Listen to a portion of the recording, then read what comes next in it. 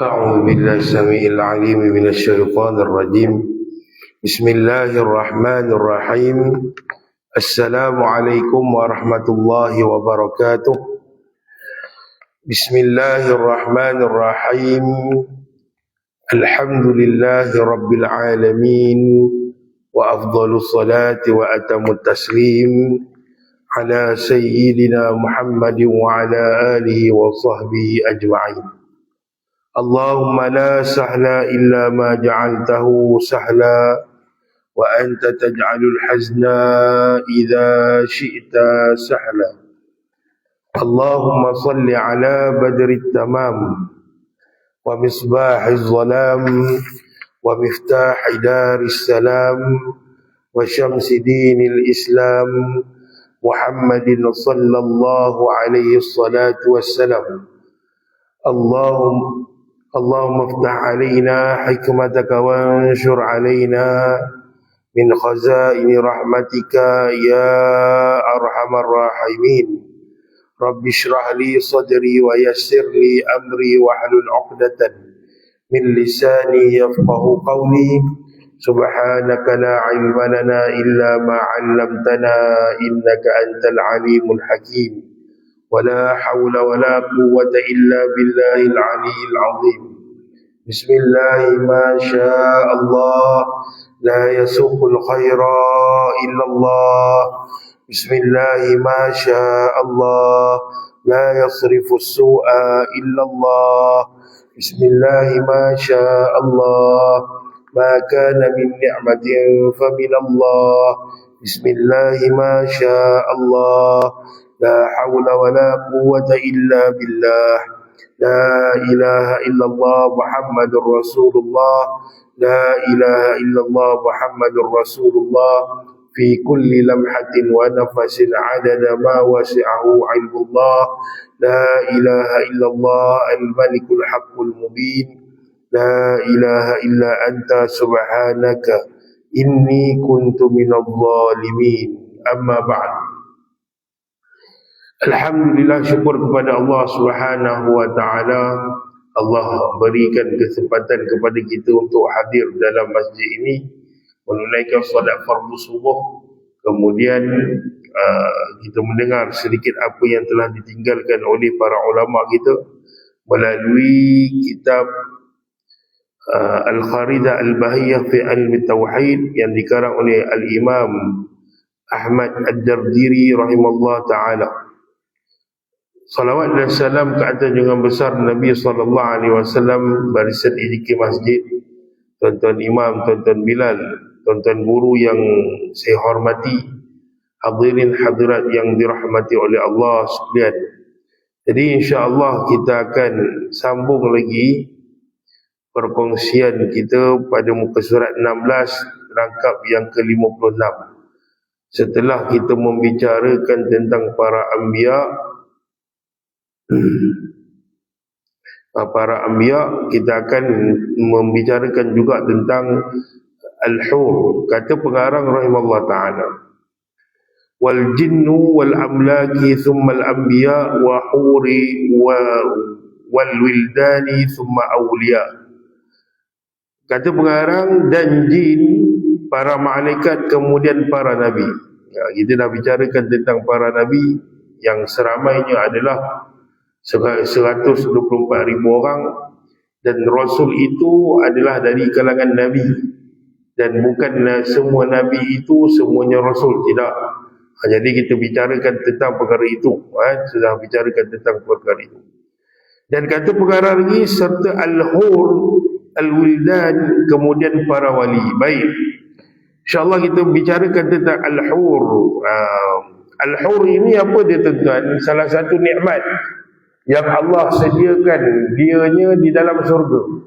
Satu nikmat untuk ahli-ahli syurga, dan sebahagian ulama kata setelah nikmat yang paling besar dalam syurga, jadi ranking yang kedua ataupun nikmat yang besar juga di dalam syurga ini adalah Allah sediakan al-hur. Nikmat paling besar dalam syurga apa dia tuan-tuan? dapat melihat zat Allah Subhanahu wa taala tanpa Allah duduk di depan kita, di kanan kita, belakang dan sebagainya. Tanpa kita melihat Allah Taala ini, tanpa Allah tidak sama seperti makhluk. Zat Allah, kita dapat lihat zat Allah. Adapun kita kat dunia, kita tak dapat lihat zat Allah. Diri Allah kita tak dapat lihat.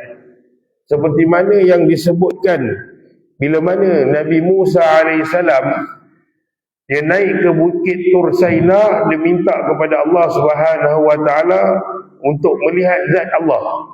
Ya Allah, berikan aku lihat zatmu ya Allah. Apa kata Allah Subhanahu wa taala? Allah berfirman, mengatakan bahawa lantarani, kamu selama-lamanya tidak akan dapat melihat zat aku. Maknanya apa? Di dunia, sepanjang hidup dunia tidak akan ada orang yang dapat melihat zat Allah. Adapun dimasukkan ahli syurga ke dalam syurga, dalam syurga nanti, kedudukan ahli syurga duduk dalam syurga dapat melihat zat Allah Subhanahu wa taala. Seperti mana firman Allah Subhanahu wa taala, wujuhun yawma idzin nadhirah ila rabbiha nadhirah. Allah berfirman, wujuhun yawma idzin nadhirah, iaitu wajah-wajah ahli syurga ini akan bercahaya, bersinar, nampak awet muda. Dan ila rabbiha nadhirah, dan akan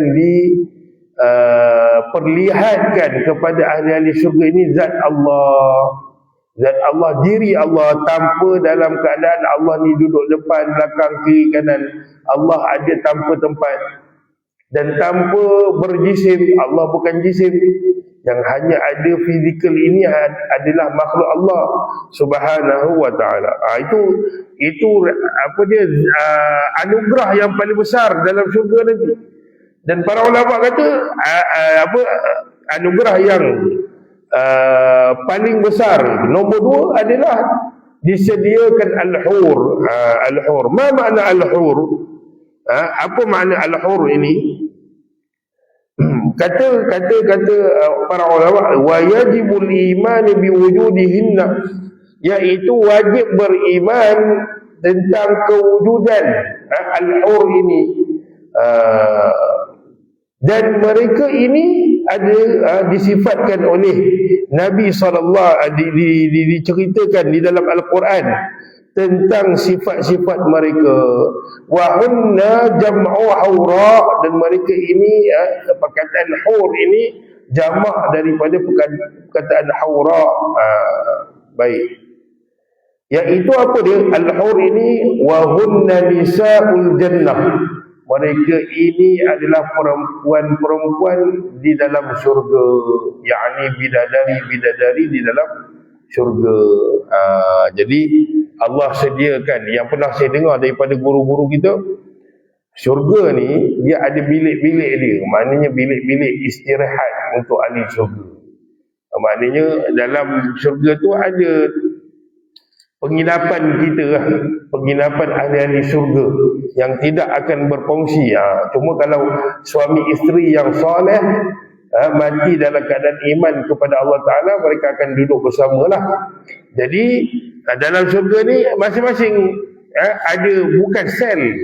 Kalau sel ni teruk sangat, itu macam penjara kan kita panggil.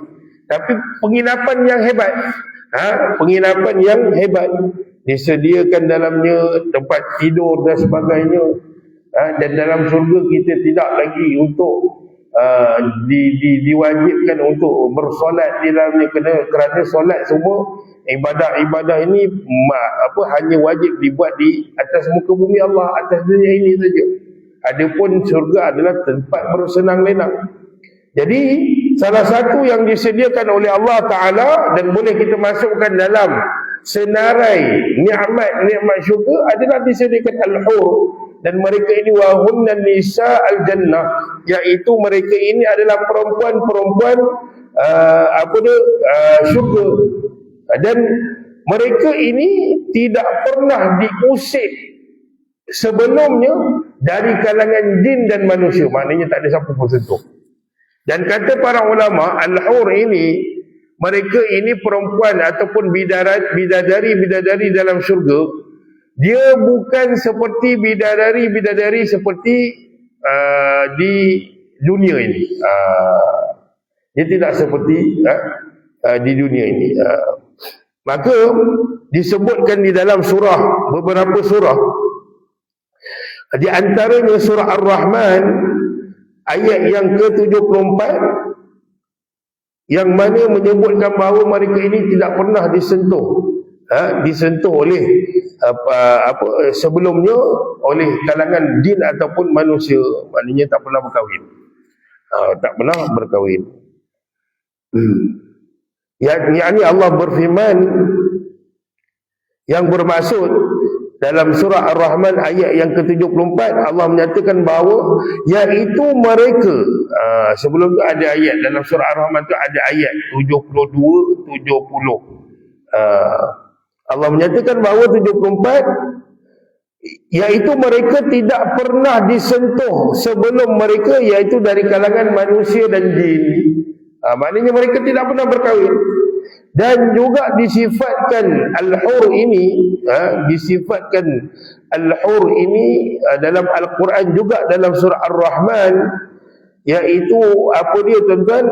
Iaitu dalam surah Ar-Rahman, Allah menyatakan pada ayat yang ke-56, fihinna qasiratun tarfi lam yatmithunna insun qablahum wala jan.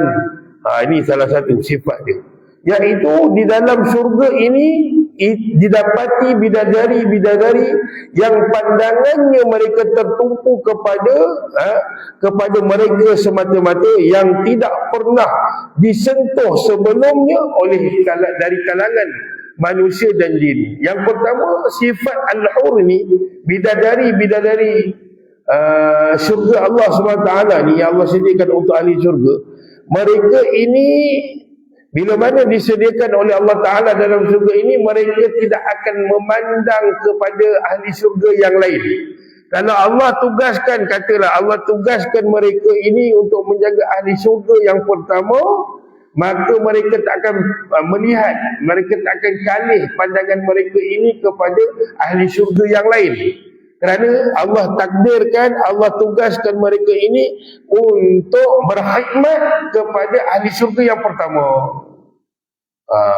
Tapi bukan wa'iyadzubillah wa na'udzubillah min dzalik, bukan macam pelacur. Syurga Allah tidak ada tempat untuk diletakkan dia itu perkara-perkara buruk. Sebab ada baru ni tak tahulah, jahil ke apa, dalam parlimen lah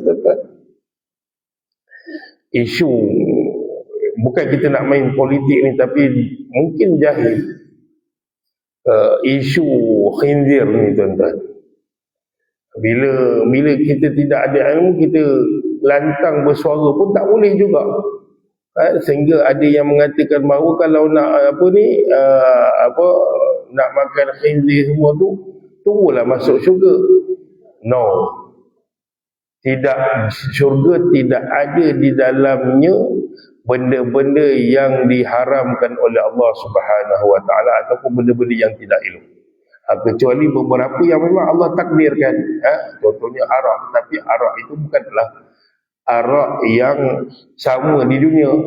Maksud arak itu adalah peraman buah-buahan. Peraman buah-buahan. Adapun seperti dan kita pun tak boleh cakap anjing Ashabul Kahfi yang ditidurkan oleh Allah Ta'ala dalam gua Al-Kahfi. Saya dah sampai ke Al-Kahfi itu tuan-tuan. Kita tak boleh kata anjing itu dimasukkan ke dalam syurga Allah SWT, tak boleh.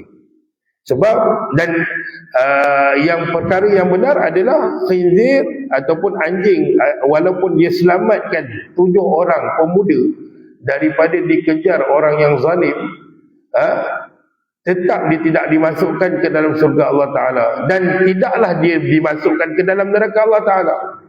Sebab apa? Dia satu makhluk Allah yang tidak berakal. Jadi tidak dimasukkan ke dalam surga. Adapun yang lain-lain ada ditakdirkan.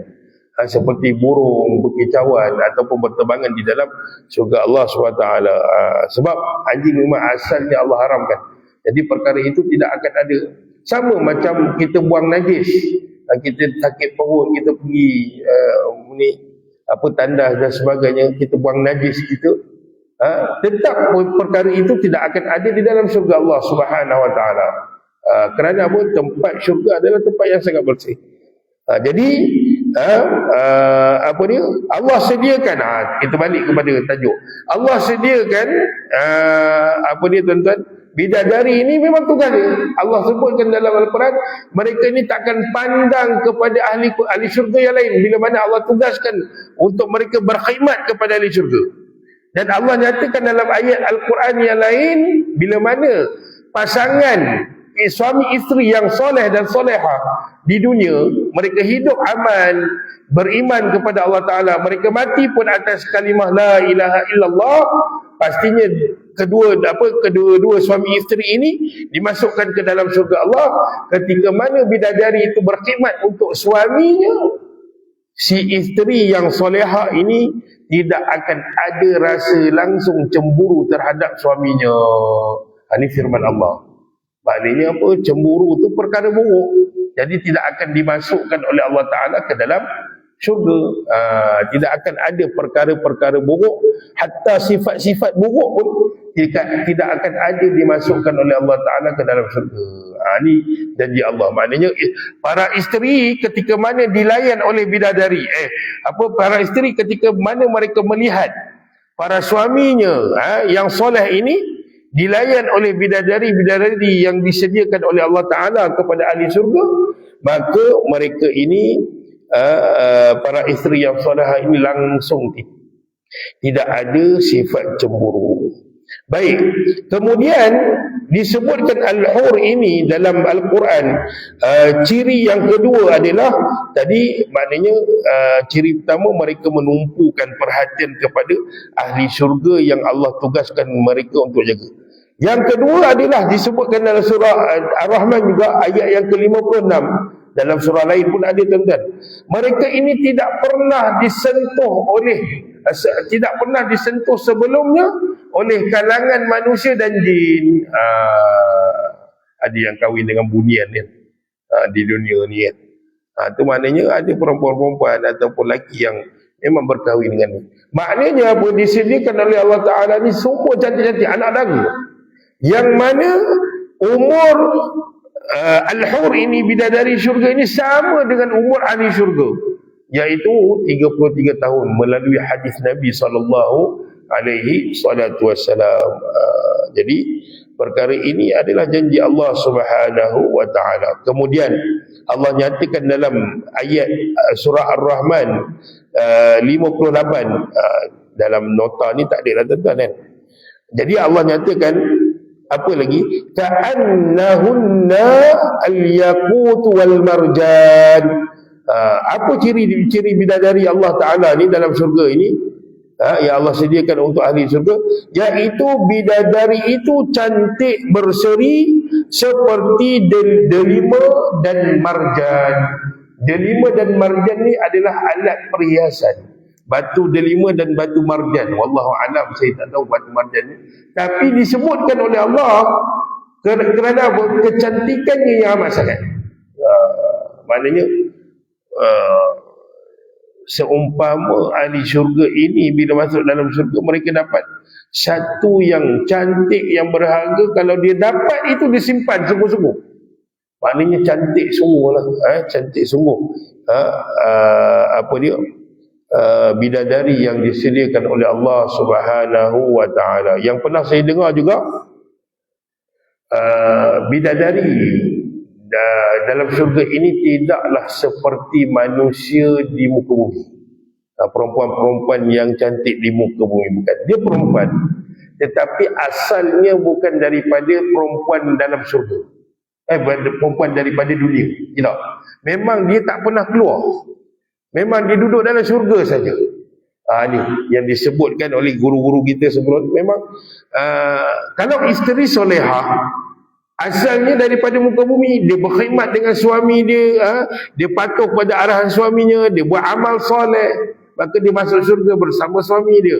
Maknanya dia duduk di dunia, perempuan yang nama isteri solehah ini, dia duduk dengan suami dia di dunia, kemudian dimasukkan bersama dengan suaminya dalam syurga. Ada pun bidadari ini, mereka tak pernah keluar, memang disediakan di dalam syurga saja. Sebab itu disebutkan mereka ini tidak pernah disentuh oleh manusia dan jin. Apatah lagi jin. Jin memang takkan boleh masuk. Sebab itu ada riwayat yang kata tak sah kisah Nabi Adam yang dikeluarkan oleh Allah Ta'ala daripada syurga. Mereka ada yang mengatakan bahawa syaitan ni masuk dalam syurga hasut Nabi Adam. Mana boleh. Perkara buruk tidak akan dimasukkan ke dalam syurga. Semua di dalam neraka Allah Subhanahu wa Ta'ala. Jadi cantiknya bidadari ini, al-hur ini, seperti delima dan marjan. Kemudian dalam ayat yang ayat ke-70 surah Ar-Rahman, Allah sebut fihinna khairatun hisan. Dan kedua-dua ini yakni mereka ini ahli-ahli syurga, bidadari syurga ini, itu juga terdapat teman-teman yang baik akhlaknya. Allah sediakan untuk ahli syurga ini satu bidadari yang sifat mereka ini akhlak baik, tak pernah membuka aurat dan sebagainya, tak pernah cemburu sesama.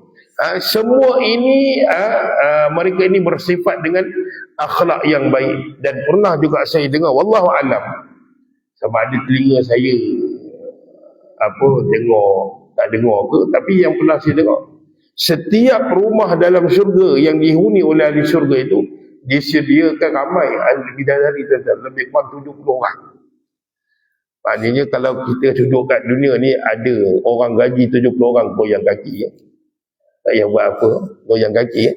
Tapi memang betul, dalam syurga memang kita akan duduk dengan, dan disebutkan dalam Al-Quran juga, kejap lagi kita akan sampai, ahli syurga ni duduk atas tilam, baring, lepak macam tu. Kalau kata, bukan lepak ni, kejap lagi jadi viral pula dalam kita live.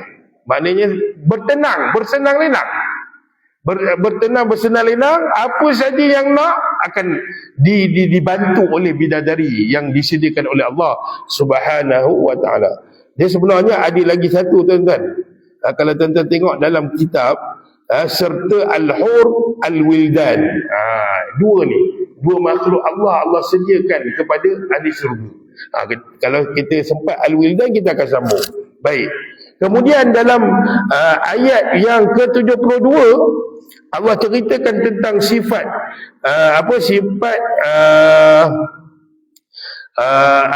bidadari ini. Tadi kita dah sebutkan akhlaknya cantik dan paras rupanya pun cantik. Maknanya indah mata memandang lah, tuan-tuan. Hurul ain. Ain ni maknanya mata, kita tengok dia pun kita Allahu Akbar. Dan kecantikan bidadari syurga tidak pernah dapat dilihat kecantikan itu di dunia. Kita dah katakan tadi, bidadari Allah Ta'ala ni tak pernah keluar syurga. Dan kecantikan itu, walaupun di Malaysia ini dia dapat gelaran wanita paling cantik di Malaysia, itu tidak ada tandingan lagi dengan bidadari yang disediakan oleh Allah Subhanahu wa Ta'ala. Sebab dalam syurga ni, tuan-tuan, ada banyak perkara yang kita tidak pernah lihat di muka bumi Allah Subhanahu wa Ta'ala. Tetapi itulah yang akan dapat dilihat di dalam syurga Allah Ta'ala.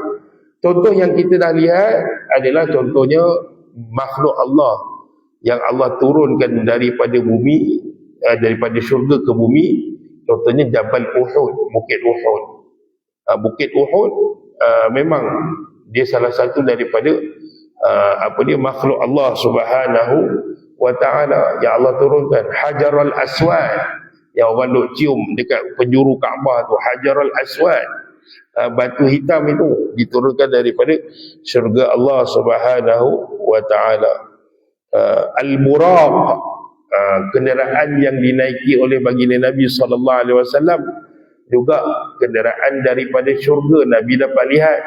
Ada beberapa yang Allah berikan manusia ini dapat lihat barangan itu daripada syurga, dan ada banyak perkara dalam syurga nanti yang nikmat itu kita rasa tak pernah dapat di muka bumi. Walaupun kita kata walaupun kita pernah sebutkan sebelum ni Allah sediakan dalam syurga ni kebun buah-buahan yang banyak, ada buah durian kan, tapi mungkin bentuknya sama, nikmat bila dapat makan itu tidak sama seperti mana tuan-tuan dapat aku bantai, kita cerita kat kawan kita, aku bantai durian semalam banyak. Maknanya nikmat makan. Sebab itu tuan-tuan, kita keluar sikit, kita bicarakan tentang kolam air Nabi. Apa yang didapati oleh ahli syurga bila dia minum daripada air kolam Nabi? Kata para ulama dan hadis Nabi SAW sebut, apabila orang ahli syurga ini meminum air daripada kolam Nabi yang disediakan oleh Allah Ta'ala kepada ahli syurga, dia ambil air. Sebab di tepi-tepi kolam Nabi itu ada cawan-cawan yang diciptakan oleh Allah daripada emas. Banyak. Dan disebut dalam hadis, cawan itu melebihi banyaknya daripada bintang-bintang di langit. Maka bila ahli syurga cedok saja air daripada kolam Nabi, maka kata Nabi SAW, apabila seseorang itu minum daripada air ini, maka mereka ini tidak akan kehausan selama-lamanya. Adapun kalau ada bahasa mudahnya nak faham, kalau ada ahli syurga yang terlepas, dia pergi minum kali kedua, kata para ulama, bitalazzuzi, iaitu dia minum tu bukan dia minum kali kedua tu bukan kerana dia nak dia haus, tidak, tetapi dia terasa nikmat, nak lagi meminum air daripada kolam Nabi SAW. Bukan kerana dia haus. Kalau kita pergi buka peti, tutup peti sampai kita marah anak kita, apa buka tutup kan, dah haus saya, panas ni. Adapun ahli syurga kalau dia minum kali kedua, kali ketiga, bukan kerana dia haus, tetapi dia terasa nikmat sangat, nak minum lagi, bukan kerana haus. Ni di antaranya. Jadi sama juga nikmat Allah ini, nikmat Allah dalam syurga ini. Baik. Dalam ayat yang ke-72 Allah sebutkan dalam surah Ar-Rahman ayat ke-72, iaitu bidadari yang hanya tinggal tetap di tempatnya. Ni yang kita nyatakan tadi, tak pernah keluar dan tak pernah pergi jenguk ke bilik lain, tak ada. Mereka diperintahkan Allah, bila mana Allah kata kamu tinggal di tempat itu dalam syurga, maka Allah kata bidadari ini hanya tinggal tetap di tempat tinggal masing-masing, tak berubah. Tapi itulah nikmat syurganya. Bukan mereka jadi tukang rol. Kejap lagi kata kita bahas benda ni pula, dengar kaum perempuan marah pula, wa'yazubillah. Kita tak boleh kata begitu. Maknanya senang kita nak kata bidadari Allah Ta'ala ini yang Allah sediakan untuk ahli syurga adalah untuk khidmat kepada ahli syurga. Apa saja yang kamu nak pasti mereka akan bawa. Sebab itu kita katakan, dan mereka ni salah satu lagi yang pernah saya baca, mereka ini bergerak dengan cepat. Maknanya ahli syurga nak dapat tak. Pokok kita tak sempat minta boleh sampai dah. Subhanallahil azim. Ini semua nikmat Allah Subhanahu taala dalam syurga. Kita mohon pada Allah Taala supaya Allah jadikan kita ahli syurga. Baik. Dan kemudian dalam surah Ad-Dukhan Allah menyatakan firman-Nya seperti kadzalika wa zawwajnahum bihurin ain. Surah Ad-Dukhan ayat yang ke-54 Allah nyatakan demikianlah mereka duduk berbaring di atas pelamin-pelamin yang berderet dan kami jadikan kawan mereka bidadari yang yang putih melepak, yang luas cantik matanya. Dalam surah Ad-Dukhan ayat yang ke-54. Ini sifat bidadari dan sifat syurga Allah, sifat ahli syurga. Apa dia? Allah kata, dan mereka duduk berbaring di atas pelamin, maknanya atas tempat mahligai yang Allah sediakan untuk ahli syurga. Siapa mereka tu? Ahli syurga. Ahli syurga, dia duduk atas katil mereka. Sebab tu dalam ayat lain Allah sediakan kenderaan untuk ahli syurga ni. Allah sebutkan wa furushim marfu'ah. Disediakan ahli syurga ni kenderaan dia, kalau bahasa kita katil terbang lah tuan-tuan. Kita jangan duk bayangkan macam Ultraman, Doraemon, tak. Maknanya kenderaan tu, kita panggil furush ni tilam. Bukan macam piramid Zamzam Al-Kazam. Bukan tu tuan-tuan. Cuma kita nak bagi tahu, Allah sebut dalam Al-Quran wa furushim marfu'ah, satu kenderaan yang berterbangan. Kalau ahli syurga, contoh nak bagi faham, dia tahu mak ayah dia duduk pada bilik yang lain, rumah dalam syurga yang lain.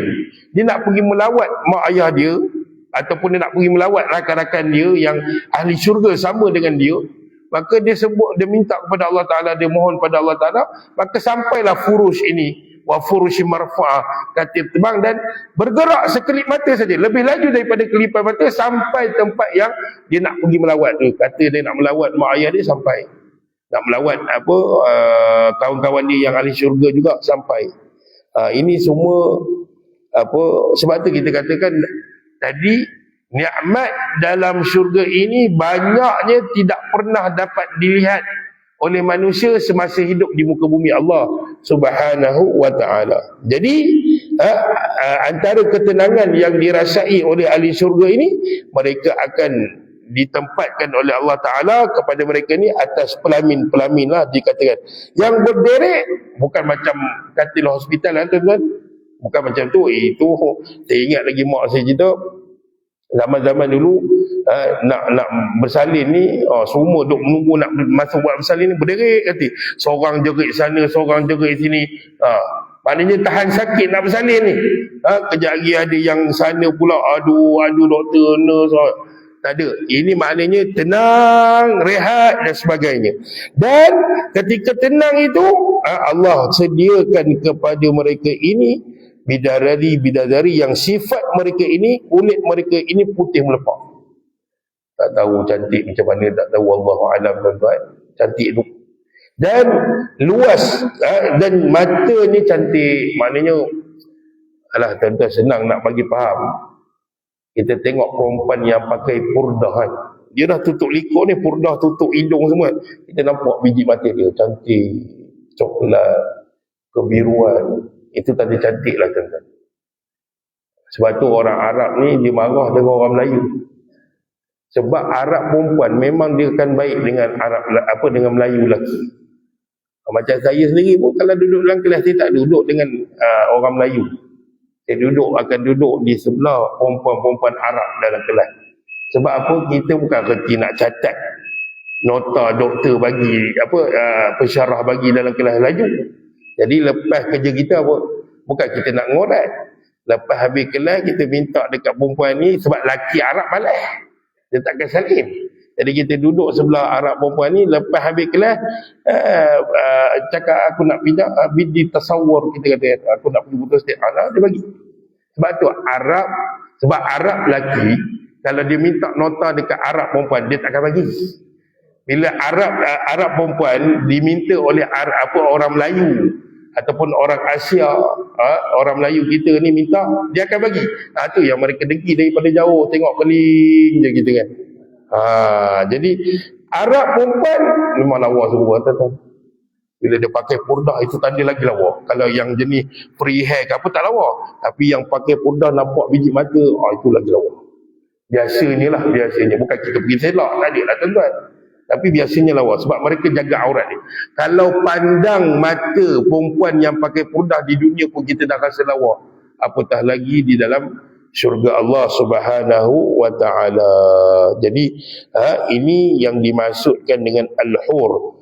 Dan nanti insya-Allah bukan lepas raya kan, saya tanya EJK, Ramadan pun jalan kuliah al-wildan, ini juga pembantu dalam syurga juga, dari kalangan kanak-kanak lelaki yang lahir dengan muslim, ataupun kanak-kanak kecil yang mati sebelum dia menjadi mukallaf. Nanti kita akan syarahkan sedikit tentang al-wildan. Jadi dalam syurga kita faham sekarang ni, ada dua pembantu yang Allah sediakan kepada kita, satu al-hur dan satu al-wildan. Cuma al-wildan pada hari ini kita tak sempat syarahkan. Wallahu alam, mohon maaf kalau ada terkasar bahasa, mohon maaf mengambil masa yang lama. A'udzu billahi minasyaitonir rajim. Bismillahirrahmanirrahim. Alhamdulillahi rabbil alamin wassalatu wassalamu ala rasulil amin sayyidina Muhammadin wa ala alihi wa sahbihi ajma'in. Rabbana la tuzigh qulubana ba'da idh hadaytana wa hab lana min ladunka rahmah innaka antal wahhab. Rabbana hab lana min azwajina wa dhurriyyatina qurrata a'yun waj'alna lil muttaqina imama. Allahumma barik lana fi Sya'ban wa ballighna Ramadan. Ya Allah, berkatilah ke atas kami ini di dalam bulan Sya'ban dan panjangkanlah umur kami untuk kami bertemu dengan bulan Ramadan. Rabbana atina fid dunya hasanah wa fil akhirati hasanah wa qina adzabannar. Walhamdulillahi rabbil alamin. Assalamualaikum warahmatullahi wabarakatuh.